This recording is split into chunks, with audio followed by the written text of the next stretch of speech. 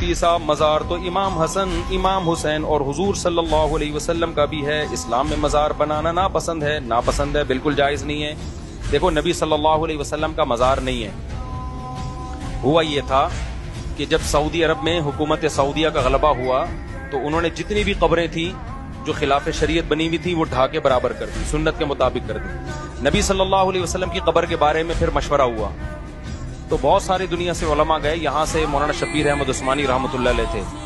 ان کو حکومت سعودیہ نے بلایا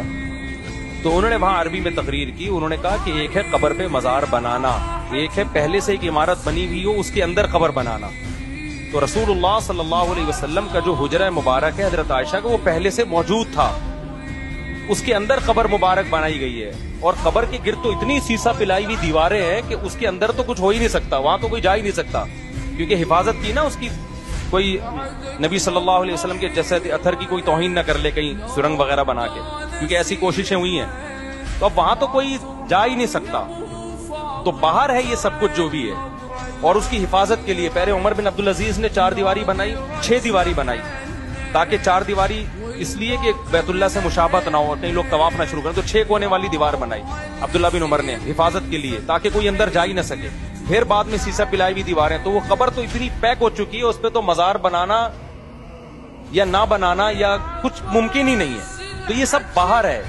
اور مسجد نبی پہلے سے ایک یہ تو توسیع ہوتی چلی گئی نا مسجد نبی کی، تو وہ مسجد نبی کے اندر آ گئی ہے قبر،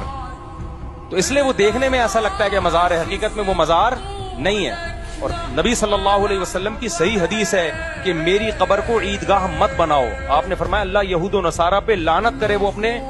پیغمبروں کی قبروں کو عیدگاہ بناتے ہیں، سجدہ گاہ بناتے ہیں، تبھی پیغمبر صلی اللہ علیہ وسلم کی قبر پہ میلہ ٹھیلا نہیں ہوتا جو مزاروں پہ ہوتا ہے، وہاں بیٹھنے کی اجازت نہیں ہے، وہاں صرف یہ کہ آپ سلام پڑھیں اور نکل لیں،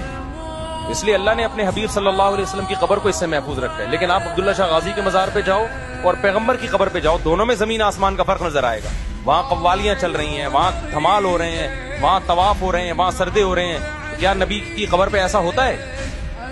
بالکل نہیں ہوتا۔ رہا مسئلہ حضرت حسن و حسین رضی اللہ عنہما کا، تو مجھے نہیں پتا ان کی قبر پہ کیا ہو رہا ہے، اگر وہاں بھی